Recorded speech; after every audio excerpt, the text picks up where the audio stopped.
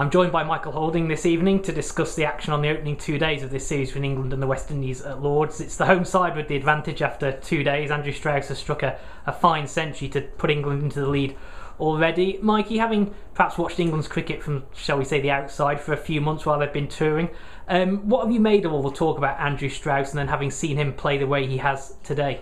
Well, I was a little bit surprised that there was so much talk about Andrew Strauss and questioning the position that he was in, whether he should remain captain, whether he should be dropped from out of the team. I spoke to Michael Atherton about it today, and he said there wasn't really anyone intimating that he should be dropped. I think everyone was just saying that it's been a long time that he has made some runs. I also said to someone yesterday that, years ago when we went to Australia, Jeff Thomson was not in the best of form and there was talk about him being dropped, and all of us went down on our knees praying that he would be dropped. Of course they didn't drop him, and he was very influential in the 5-1 victory that Australia had over us. And again, putting on my West Indies cap, I would have been hoping before the test match that they would have dropped Andrew Strauss as well. I said that on Wednesday. But again, they're not going to drop him. It's just talk, it's just media talk. And we all know that Andrew Strauss is a good player. He's proved it again today. It wasn't the hardest of attacks on which to bat against, but the new ball especially, Roach and Edwards bowled reasonably well with it, and he had to survive that.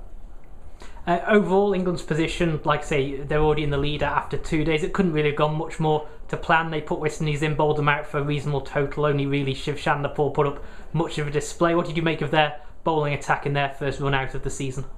Well, at times I thought the West Indies were going okay.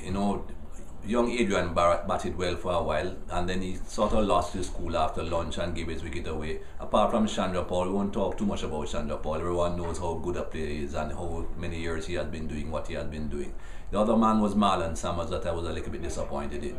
He started off a little bit shaky. He wasn't in the best of form. It didn't look as if he was as comfortable as you would like at the beginning of his innings. But he fought through that period, started to look good, and again he gave his wicket away.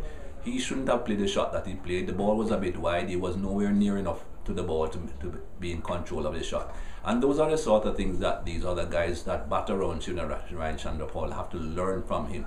That you don't have to score off every delivery. Time spent at the crease is very important.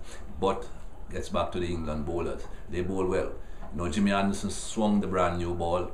Broad didn't swing it. He's not a natural swing of the ball, but he came back later on and bowled brilliantly. He got 7 wickets. Jimmy Anderson got 2. The other one was a run out, but the 2 main bowlers bowled beautifully.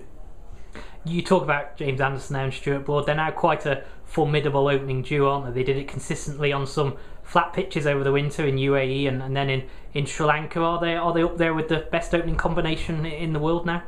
Yes, definitely. I would think England and South Africa rather have the best bowling attack right now, and these two for England have done a very good job. And they have a lot on the bench as well, Andrew. These guys have a lot of other people that could come in and do just as good a job. There's Onions, who is coming back from injury, who has been bowling beautifully. There's Stephen Finn, who I like a lot, who England refused to pick. I wish they would send him to the West Indies so that we could pick him. And of course there's Tremlett again coming back from injury. Bresnan has bowled well. I wouldn't put Bresnan in the top 3 or 4, but England prefer to have him because of his batting ability. But they have a lot of good bowlers on the bench, so this England attack is an outstanding attack. In the West Indies attack, we've had our first look at Shannon Gabriel. Has been given a test debut largely because of Ravi Rampaul's injury. What have you made of the way he's gone on in his first innings? He hasn't gone badly. He's a young man making his test debut, as you said. He hasn't gone for a lot of runs. He has bowled quite economically.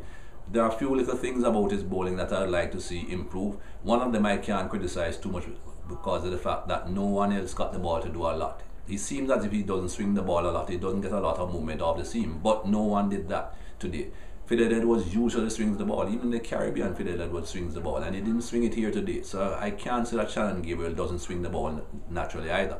The only other thing I would like to see him do is just to stay a little bit more upright at his delivery. He's tending to lean his head a bit, and of course when you lean your head, your body tends to fall away with it. And then he's pushing the ball more than coming right over the top. But apart from that, he bowled economically. He didn't spray the ball all over the park. He has good pace, and he has a future, I think. You mentioned the lack of swing. It was another cloudy day here at Lords today for much of the day. On the first day, James Anderson swung the ball consistently. Is that just one of the quirks of cricket, that some days it swings and some days it doesn't? Or were West Indies perhaps not making the best of the overhead conditions they were given today? Well, West Indians don't swing the ball a lot. Andrew, if you go back through the history of West Indies cricket, we haven't had a lot of swing bowlers. We have had some quick bowlers, and we have had some bowlers who hit the seam and move the ball off the seam when it hits the track. You're not going to get a lot of seam movement off this pitch because it's quite white out there. There's not a lot of green grass out there. Jimmy Anderson naturally swings the ball. He is a swing bowler, and we saw him swinging the ball yesterday. It would have been interesting if he bowled today to see how much swing he would get. Broad got a lot of wickets, but he didn't swing the ball. He was hitting the deck and getting a bit of movement off the deck. Not a lot, but enough, because he was doing consistently enough to influence some bad shots or to get batsmen out. West Indians are not big swingers of the ball.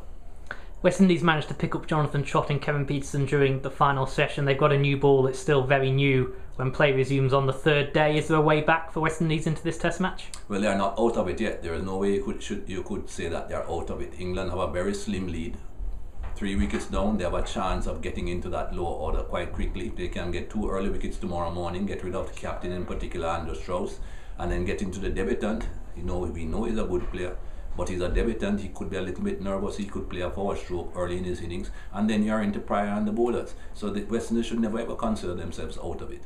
Well, Mikey, thanks for joining us tonight. We'll speak to you again later in the Test match and see how it's developed. My pleasure, Andrew.